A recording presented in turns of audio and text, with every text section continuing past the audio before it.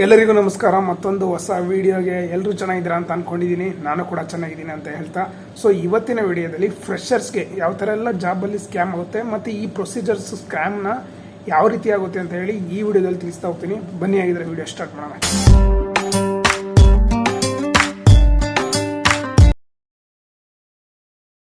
So ಈ video bore ಆಗ್ಬೋದು, ಆದರೆ ಇನ್ಫಾರ್ಮೇಟಿವ್ ವಿಡಿಯೋ ಆಗಿರುತ್ತೆ. ಸೊ ಲಾಸ್ಟ್ ತನಕ ನೋಡಿ, ಕೇಳಿಸ್ಕೊಳ್ಳಿ, ನಿಮಗೂ ಯೂಸ್ ಆಗುತ್ತೆ ಮತ್ತು ಫ್ರೆಷರ್ಸ್ ಯಾರೆಲ್ಲ ಇದ್ದಾರೋ ಅವರಿಗೂ ಕೂಡ ಈ ವಿಡಿಯೋನ ಶೇರ್ ಮಾಡಿ. ಸೊ ಬೇಸಿಕಲಿ ನಾವು ಬಂದುಬಿಟ್ಟು 3 ಟೈಪ್ಸ್ ಆಗಿ ಕನ್ಸಿಡರ್ ಮಾಡ್ತೀನಿ. ಒಂದು ಕಾಲೇಜ್ ಪ್ಲೇಸ್ಮೆಂಟ್ಸ್, ಸೆಕೆಂಡ್ ಅಂತೂ ಜಾಬ್ ಮೇಳ, and third party apps. So first ಬಂದುಬಿಟ್ಟು ಕಾಲೇಜ್ ಪ್ಲೇಸ್ಮೆಂಟ್ಸ್. ಸೊ ಈ ಕಾಲೇಜ್ ಪ್ಲೇಸ್ಮೆಂಟ್ಸಲ್ಲಿ ಸ್ಕ್ಯಾಮ್ ಹೆಂಗಂದರೆ, ಸೊ ಫಸ್ಟಿಗೆ ಬೋರ್ಡಲ್ಲಿ ಹಾಕ್ಕೊಂಡಿರ್ತಾರೆ ಏನಂತ, ಕಾಲೇಜ್ ಬೋರ್ಡಲ್ಲೇ ಸೊ 100% ಪ್ಲೇಸ್ಮೆಂಟ್ ಅಂತ. ಬಟ್ 100% ಪ್ಲೇಸ್ಮೆಂಟ್ ಎಲ್ಲೂ ಕೂಡ ಮಾಡಿಸ್ಕೊಡಲ್ಲ. ಇದಂತೂ ಪಕ್ಕಾ ಗ್ಯಾರಂಟಿ. ಯಾವುದೇ ಇಂಜಿನಿಯರ್ ಕಾಲೇಜಿಗೆ ಹೋಗಿ, ಯಾವುದೇ ಇಂಜಿನಿಯರ್ ಕಾಲೇಜುಗಳಲ್ಲೂ ಕೂಡ ನಿಮಗೆ 100% ಪ್ಲೇಸ್ಮೆಂಟ್ ಅಂತೂ ಮಾಡಿಕೊಡೋಕ್ಕೆ ಚಾನ್ಸೇ ಇಲ್ಲ. ಇದಂತೂ ಬರೆದಿಟ್ಕೊಂಡ್ಬಿಡಿ ಬೇಕಿದ್ರೆ ಎಲ್ಲಾದರೂ. So this is first purpose. Like ನೀವು ಪ್ಲೇಸ್ಮೆಂಟಿಗೆ ಅಟೆಂಡ್ ಮಾಡ್ತಿದ್ದೀರಾ ಅಂದರೆ ಒಂದು ಕ್ರೈಟೀರಿಯಾ ಇರುತ್ತೆ. Like if one company comes to your college, there is a eligibility criteria of some CGPA. ನಮಗೆ English. So if company comes to your college ಅಂದರೆ ಒಂದು company ನಿಮ್ಮ ಕಾಲೇಜಿಗೆ ಬರ್ತಿದೆ ಅಂದರೆ ಅದಕ್ಕೊಂದು ಸರ್ಟೆನ್ CGPAನ ಕಟ್ ಆಫ್ ಇಡ್ತಾರೆ. ಸೊ ಸಪೋಸ್ ಒಂದು ತಿಳ್ಕೊಳ್ಳಿ, ಇವಾಗ TCS ಅಥವಾ TCS ಬೇಡ, ಟೆಕ್ ಮಹೀಂದ್ರ ತಗೊಳ್ಳಿ. ಇವಾಗ ಟೆಕ್ ಮಹೀಂದ್ರ ನಿಮ್ಮ ಕಾಲೇಜಿಗೆ ಬಂದರೆ so the cut off will be change to some CGPA. Like ಇವಾಗ 6.5 ಇದ್ದರೆ eligibility criteria, the cut off rise ಆಗುತ್ತೆ. ಹೆಂಗಂದರೆ 7 ಇಲ್ಲ 7.5ಗೆ ರೈಸ್ ಮಾಡ್ತಾರೆ. ಯಾಕಂದರೆ ಸ್ಟೂಡೆಂಟ್ಸ್ ಇವಾಗ eligibility criteria 700 to 800 plus students ಆ ಟೆಕ್ ಮಹೀಂದ್ರಿಗೆ ಅಟೆಂಡ್ ಮಾಡಬೇಕಂದ್ರೆ ಅಲ್ಲಿ ಅವರಿಗೆ ಫಿಲ್ಟರ್ ಮಾಡೋಕ್ಕೆ ಚಾನ್ಸ್ ಸಿಗೋಲ್ಲ. ಸೊ ಈ ಫಿಲ್ಟರ್ ಮಾಡೋಕ್ಕೆ ಆಪ್ಷನ್ನೇ ಅವ್ರಿಗೆ ಮೈನ್ ಇರೋದು ಈ CGPA. ಈ CGPAಯಿಂದನೇ ಅರ್ಧಕ್ಕರ್ಧ ಜನ ಫಿಲ್ಟರ್ ಮಾಡಿ ಈನ ಕ್ರೈಟೀರಿಯಾದಲ್ಲಿ ತೆಗೆದಾಕ್ತಾರೆ. ಒಂದು. So second one is backlogs. ನೀವು ಇವಾಗ ಸರ್ಟೆನ್ ಬ್ಯಾಕ್ಲಾಗ್ಸ್ ಇಟ್ಕೊಂಡಿದ್ರೆ ಅಂದರೆ 1 ಸೆಮ್ಮಲ್ಲಿ ಒಂದು ರೇಂಜಿಗೆ ಬ್ಯಾಕ್ಲಾಗ್ಸ್ ಇಟ್ಕೊಂಡಿದ್ರೆ ಅದು ಕೂಡ ಕನ್ಸಿಡರ್ ಮಾಡಿ ಇಲ್ಲೂ ಕೂಡ ಫಿಲ್ಟರ್ ಮಾಡಿ ಹಾಕ್ತಾರೆ.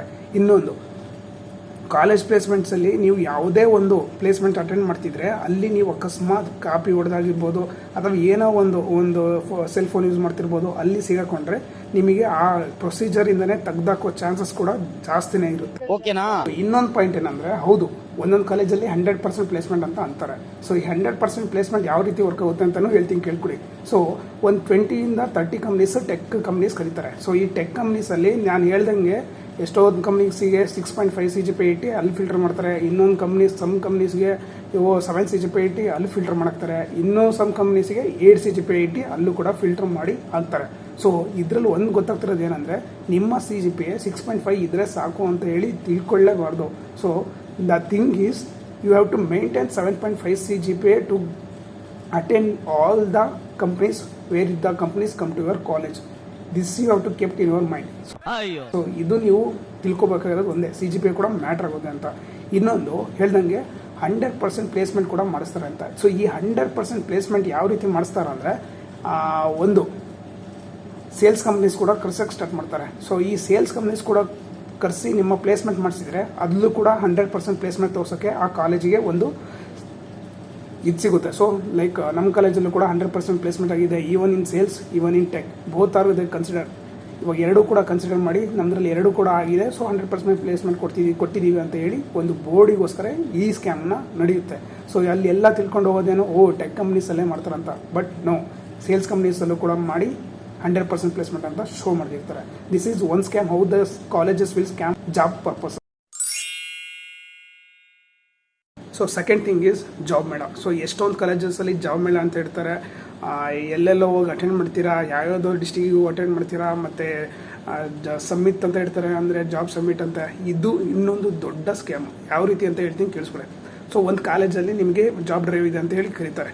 ಸೊ ನೀವೇನು ಮಾಡ್ತೀರಾ, ಖುಷಿಯಾಗಿ ಬಿಡಪ್ಪ ಅಲ್ಲಾದರೂ ಹೋದ್ರೆ ಒಂದು 30-40 ಕಂಪ್ನೀಸ್ ಬರುತ್ತೆ, ಸಿಗ್ಬಿಡುತ್ತೆ ಅಂತ ಹೇಳಿ ಖುಷಿಯಾಗಿ ಹೊರಡ್ತಿರೋ ಒಂದು 20 ರೆಸ್ಯೂಮ್ ಇಟ್ಕೊಂಡು. ಬಟ್ ಅಲ್ಲೂ ಕೂಡ ಒಂದು ಟ್ವಿಸ್ಟ್ ಇದೆ. ಯಾವ ರೀತಿ ಅಂದರೆ, ನಿಮಗೆ ಗೊತ್ತೇ ಇರಲ್ಲ ಅಲ್ಲಿ ರಿಜಿಸ್ಟರ್ ಫೀಸ್ ಚಾರ್ಜ್ ಮಾಡ್ತಾರೆ ಅಂತ ಹೇಳಿ ತಿಳ್ಕೊಳ್ಳಿ. ಅಲ್ಲಿ ಮಿನಿಮಮ್ ಅಂದರೂ 2,000, ಮ್ಯಾಕ್ಸಿಮಮ್ ಅಂದರೂ 4-5 ಸಾವಿರ ಜನ ಬರ್ತಾರೆ. ಈ 5,000 ಜನದಲ್ಲಿ ನಾನು ಹೋಗಿದ್ದು ಒಂದು ಜಾಬ್ ಮೇಳದಲ್ಲಿ 300 ರೂಪೀಸ್ ಚಾರ್ಜ್ ಮಾಡಿದರು.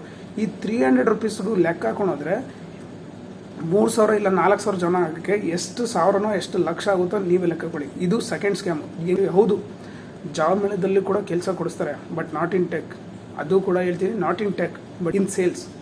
Not in tech but in sales.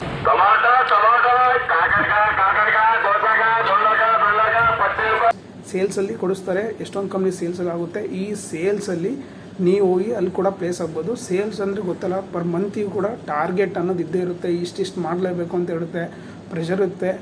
Developers ಆಗಿರ್ಬೋದು, ಟೆಕ್ ಕಂಪ್ನೀಸ್ ಅದರಲ್ಲಿ ಅಲ್ಲೂ ಕೂಡ ಪ್ರೆಷರ್ ಇರುತ್ತೆ, ಇಲ್ಲೂ ಕೂಡ ಪ್ರೆಷರ್ ಇರುತ್ತೆ. ಬಟ್ ಇಲ್ಲಿ ಟಾರ್ಗೆಟ್ ಅನ್ನೋದು ಒಂದು ಜಾಸ್ತಿ ಇರುತ್ತೆ. ಇದು ನೀವು ತಿಳ್ಕೊಬೇಕಾಗಿರೋದು ಎರಡನೇ ವಿಷಯ. ಸೊ ಜಾಬ್ ಮೇಳ ಅಂದಿದ ತಕ್ಷಣ ಅಲ್ಲೂ ಕೂಡ ಹೋಗಿ ಬಕ್ರಾಗ್ಬಿಡಿ. ಫಸ್ಟು ರಿಜಿಸ್ಟರ್ ಫೀಸ್ ಇದೆಯೋ ಅಥವಾ ಇಲ್ಲೋ ಅಂತ ತಿಳ್ಕೊಂಡು ಆಮೇಲೆ ಹೋಗಿ. ಸುಮ್ಮನೆ ನೀವೇ ಇಲ್ಲಿಂದನೇ ಬಸ್ ಚಾರ್ಜ್ ಹಾಕೊಂಡು ಎಲ್ಲೆಲ್ಲೋ ದೂರ ಹೋಗಿರ್ತೀರ, ಇಲ್ಲ ಯಾವುದೋ ಡಿಸ್ಟಿಕ್ಕಿಗೆ ಹೋಗಿರ್ತೀರ, ಅಲ್ಲೂ ಹೋಗಿ ತಿರ್ಗಾ ಅಲ್ಲಿ ರಿಜಿಸ್ಟರ್ ಫೀಸ್ ಕಟ್ಟಿ ಅಲ್ಲೂ ಕೂಡ ಸ್ಕ್ಯಾಮ್ ಆಗೋ ಚಾನ್ಸಸ್ ಬೇಜಾನೇ ಇರುತ್ತೆ. ಸೊ ಫ್ರೆಷರ್ಸ್ ಅಂದ್ರೆ ಏನು ಮಾಡ್ಕೊಂಡ್ಬಿಟ್ಟಾರೋ ಗೊತ್ತಿಲ್ಲ, ಬಕ್ರಾ ಮಾಡ್ಕೊಂಡ್ಬಿಟ್ಟಿದ್ದೀರಾ ಅಥವಾ ಕುರಿಗಳು ಮಾಡ್ಕೊಂಡಿದ್ದೀರಾ ಒಂದು ಗೊತ್ತಾಗ್ತಿಲ್ಲ. ಇತ್ತೀಚಿನ ದಿನದಲ್ಲಿ ಜಾಬ್ ಸಿಗ್ತಿಲ್ಲ ನಿಜ, ವೇಕೆನ್ಸೀಸ್ ಕೂಡ ಕಮ್ಮಿ ಇದೆ ಹೌದು. ಆದರೆ ಇವ್ರು ಕರೆದಿದ್ದ ಹತ್ರ ಎಲ್ಲ ಹೋದಾಗ ಅಟೆಂಡ್ ಮಾಡಿದಾಗೆಲ್ಲ ಅಲ್ಲೂ ಕೂಡ ಒಂದು ಕರೆಕ್ಟಾಗಿ ಒಂದು ಇನ್ಫಾರ್ಮೇಷನ್ ಕೊಡಲ್ಲ, ಒಂದು ಏನು ಹೇಳ್ದಲೆ ಅಲ್ಲೂ ಕೂಡ ಹೋಗಿ ಬಕ್ರಾಗಿ ಕಳಿಸೋ ಥರನೇ ಮಾಡ್ತಿದ್ದಾರೆ. ಸೊ ಇದು ನಿಮಗೆ ಗೊತ್ತಾಗಿರ್ಬೇಕೇನಂದರೆ ಜಾಬ್ ಮೇಳ ಕೂಡ ಅಷ್ಟೊಂದು ನಿಜ ಅಲ್ಲ. ರಿಜಿಸ್ಟರ್ ಫೀಸ್ ತೊಗೊಂಡು ಅದೇನಾಗುತ್ತೋ ಅದು. ಮೈನ್ ಥಿಂಗ್ ಈಸ್ ಪಾಯಿಂಟ್ 3, ಈ ಥರ್ಡ್ ಪಾರ್ಟಿ ಆ್ಯಪ್ನ ಸ್ಕ್ಯಾಮ್ಸ್ಗಳು. ಸೊ ನೀವು ಎಷ್ಟೊಂದು ಆ್ಯಪ್ಸಲ್ಲಿ ನಿಮಗೆ ಗೊತ್ತಿಲ್ಲದ ಹಾಗೆ ನೀವು ರಿಜಿಸ್ಟರ್ ಮಾಡ್ಕೊಂಡಿರ್ತೀರ. ಸೊ ನಾನು ಯಾವ ಆ್ಯಪ್ಸ್ ಅಂತ ಹೇಳಲ್ಲ, ಎಷ್ಟೊಂದು ಆ್ಯಪ್ಸು ನೀವು ಕೂಡ ಯಾವುದಾದ್ರು ಯೂಸ್ ಮಾಡ್ತಿರ್ತೀರ, ನಾನು ಕೂಡ ಯಾವುದಾದ್ರು ಯೂಸ್ ಮಾಡ್ತಿರ್ತೀನಿ, ನನಗೂ ಗೊತ್ತಿಲ್ಲ. ರಿಜಿಸ್ಟರ್ ಆಗಿ ಅಟೆಂಡ್ ಮಾಡ್ತಿರ್ತೀರ ಅಂದರೆ ನೀವು ಕೂಡ ಅಪ್ಲೈ ಮಾಡ್ತಿರ್ತೀರ, ಎಷ್ಟೊಂದು ಜನ ಏನಾನು ಆಗ್ತಿರ್ತೀರ. ಸೊ ಇಲ್ಲಿ ನಿಮ್ಮ ಡಾಟಾ ಒಂದು, ಸೊ ನಿಮ್ಮ ಡಾಟಾ ಕೂಡ ಅವರಿಗೆ ಹೋಗಿರುತ್ತೆ. ಈ ಡಾಟಾ ಎಲ್ಲೆಲ್ಲಿ ಹೋಗಿರುತ್ತೋ ಒಂದು ಗೊತ್ತಿರೋಲ್ಲ. ಅಂದರೆ ಯಾವುದಾದ್ರು ಥರ್ಡ್ ಪಾರ್ಟೀಸ್ ಆ್ಯಪ್ ಇರ್ಬೋದು ಅಥವಾ ಥರ್ಡ್ ಪಾರ್ಟಿ ಕಂಪ್ನೀಸ್ ಇರ್ಬೋದು. ಸೊ ಇಲ್ಲಿ ನಿಮ್ಮ ಒಂದು ಕರೆಕ್ಟಾಗಿ ತಿಳ್ಕೊಬೇಕಿರೋದು ಏನಂದರೆ, ಕರೆಕ್ಟಾಗಿ ಹೇಳ್ತೀನಿ ಕೇಳಿಸ್ಕೊಳ್ಳಿ, ಈ ವಿಷಯದಲ್ಲಿ ನೀವು ಸ್ವಲ್ಪ ಹುಷಾರಾಗಿರಿ.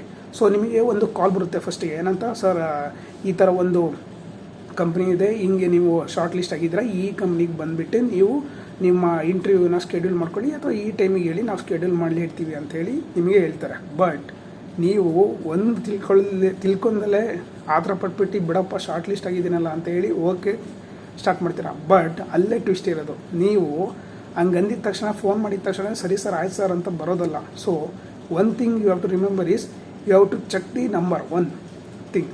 ಸೆಕೆಂಡ್, ಅವರು ನಿಮಗೆ ಮೆಸೇಜ್ ಮಾಡಿದಾಗ ನೀವು ಜಾಬ್ ಡಿಸ್ಕ್ರಿಪ್ಷನ್ನ ಕಳಿಸ್ಕೊಡಿ. ಒಂದು, ಆ ಜಾಬ್ ಡಿಸ್ಕ್ರಿಪ್ಷನಲ್ಲಿ ನೀವು ಕರೆಕ್ಟಾಗಿ ಓದಿದರೆ ಮಾತ್ರ ಇದು ಗೊತ್ತಾಗುತ್ತೆ ಈ ಥರ್ಡ್ ಪಾರ್ಟಿ ಸ್ಕ್ಯಾಮಲ್ಲಿ. ಇಲ್ಲ ಅಂದರೆ ನಿಮಗೆ ಏನೇನಂದ್ರೂ ಗೊತ್ತಾಗಲ್ಲ, ಅಲ್ಲಿಗೆ ಹೋಗಿ ಕೂಡ ನೀವು ಬಕ್ರ ಆಗೋ ಚಾನ್ಸಸ್ ಬೇಜಾನ ಇದೆ.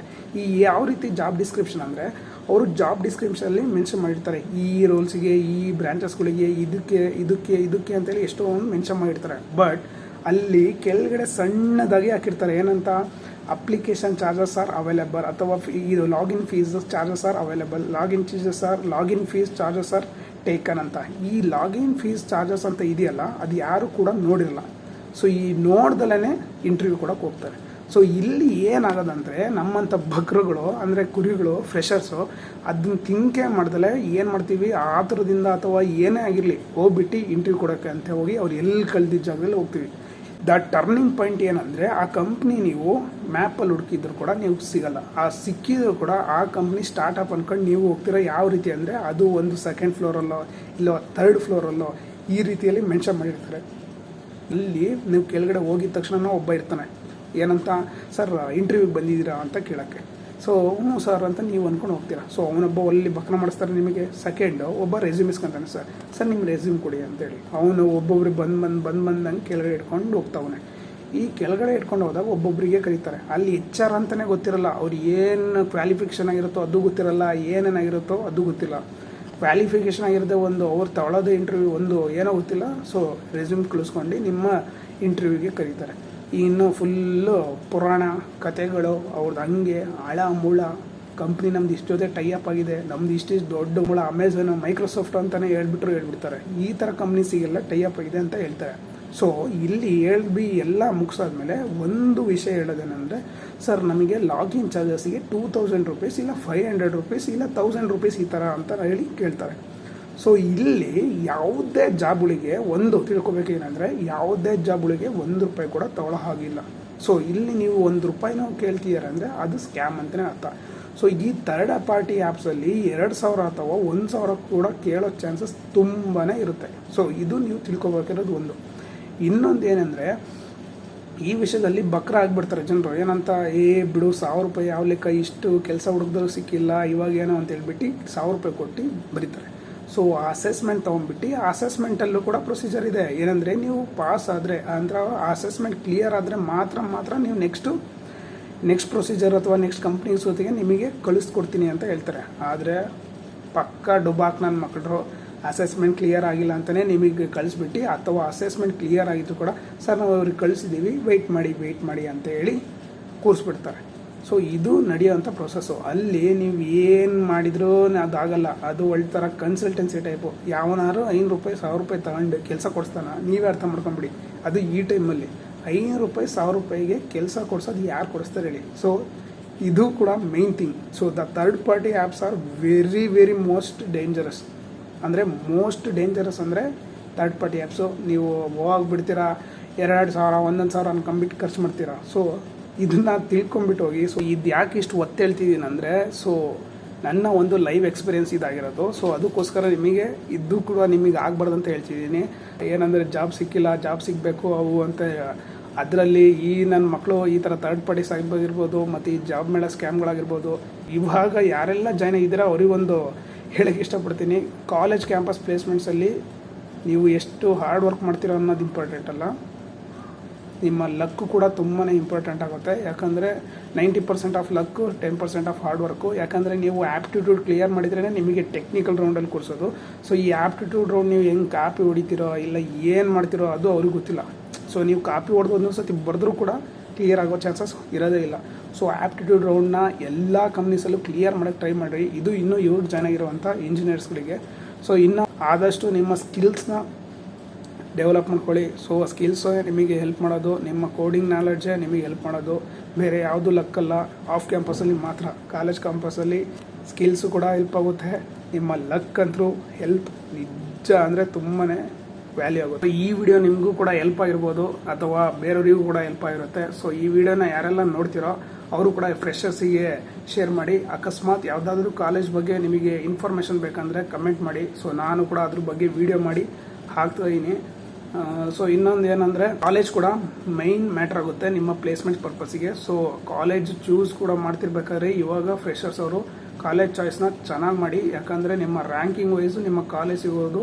ಈ ರ್ಯಾಂಕಿಂಗ್ ವೈಸಲ್ಲಿ ಯಾವ್ಯಾವ ಟಾಪ್ ಕಾಲೇಜಸ್ ಇರುತ್ತೆ ಅಲ್ಲಿ ನಿಮ್ಮ ಯಾವ ಕಾಂಬಿನೇಷನ್ ಬೇಕು ಕರೆಕ್ಟಾಗಿ ಚಾಯ್ಸ್ ಮಾಡ್ಕೊಂಡು ಕರೆಕ್ಟಾಗಿ ಹಾಕ್ಕೊಂಡೋಗಿ. ಯಾಕಂದರೆ ಕಾಲೇಜ್ ಮ್ಯಾಟ್ರ್ ಕೂಡ ತುಂಬ ಆಗುತ್ತೆ ಪ್ಲೇಸ್ಮೆಂಟ್ ಪರ್ಪಸ್ಸಲ್ಲಿ. ಸೊ ಇದು ನನ್ನ ಒಂದು ಕೀ ಮೆಸೇಜ್ ಅಂತಲೇ ಹೇಳ್ಬೋದು ಇವಾಗ ಫ್ರೆಷರ್ಸ್ ಜಾಯ್ನ್ ಆಗ್ತಿರೋದು.